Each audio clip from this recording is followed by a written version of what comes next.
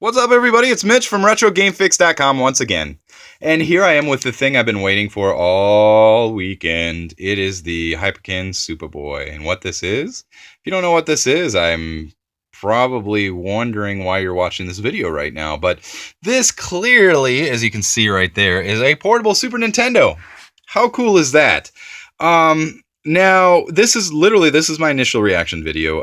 I've had this thing for maybe 45 minutes at this point.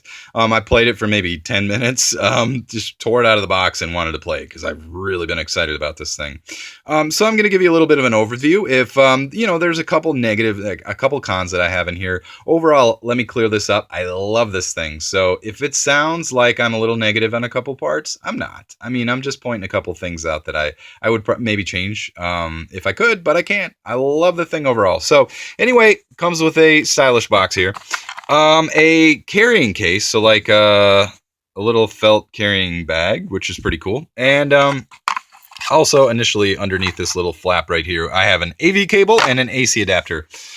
Play it like it's 1991. Love that too. Love everything about this thing. Now there are a couple different ones on the market that I had was taking a look at. The Retro Duo, I think. Can't remember what that thing was called, but there's another one that's a little bit goofier looking that you're able to play Super Nintendo and Nintendo games in.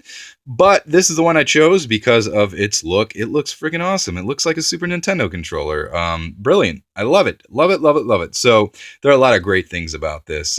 First of all, let's go ahead and talk about the size of this thing. It's a little bit bulky, some people might say, but it has to be.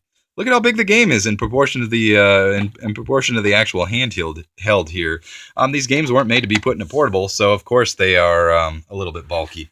Now the thing plays regular US. It also plays the PAL versions, so the Super Famicom games. That's what I'm trying to go here. It plays most things, Super FX games, DSP chip games, and so on. But I know it doesn't play some, like the Super FX 2 games, which I don't know if I've ever played any of those anyway, so I'm not too worried about it. So for the most part, its compatibility is great. Let's go ahead and fire this thing up real quick. We've got our power button up here on the top. All right, so my initial reactions at this thing looks great. The 3.5-inch LCD screen that we have on this thing is sharp. I love it. Good visibility from here, good visibility from here, and from here. But bad visibility. This is the only thing that I can say is more than maybe just a nitpicking gripe. I don't like that. Look at that. Ugh.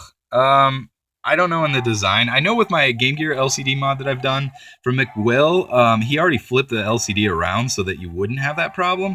I really wish they would have done that because, for the most part, people don't play portables like this.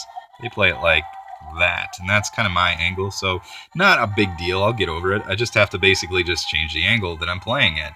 So that is probably out of the gate probably the biggest gripe I have. I love let's go into some good things here because I got a couple things, a couple small little gripes.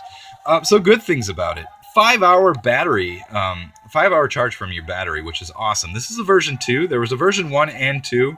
The version 1 only had 2.5 hours of battery charge to it. This one has 5.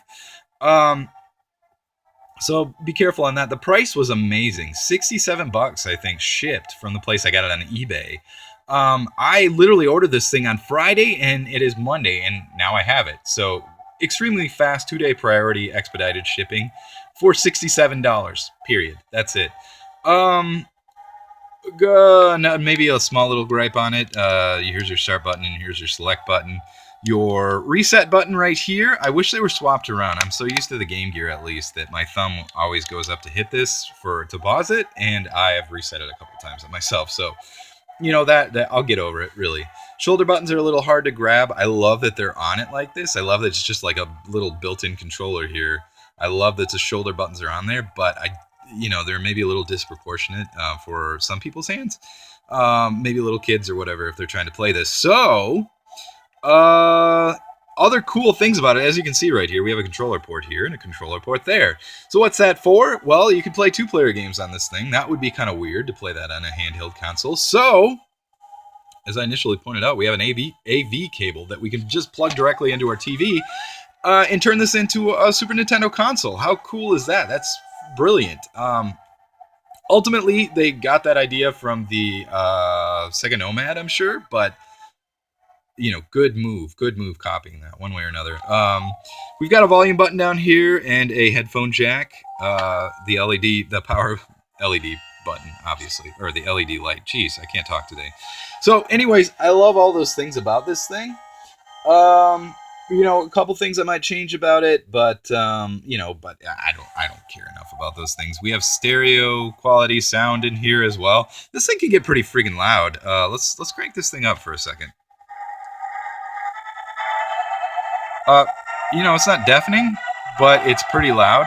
You'd probably annoy somebody on an airplane or a bus or whatever, if you could turn it up enough to be annoying. But anyway, it's fantastic. I love this thing. Love it, love it, love it. So the design is great. Maybe it feels a little plasticky and a little light, like not that substantial, but that really, it's not that big of a deal. This thing is well made as far as I can tell. And again, the price is right and it's awesome. Who wouldn't want a portable Super Nintendo? So anyway, that's just my initial reactions. I can't wait to really dig in on this thing once the battery gets fully charged up. So again, from RetroGameFix.com, keep the podcast in mind. I'll probably give some updates on that as we go as well. So this is Mitch. I'll catch you next time.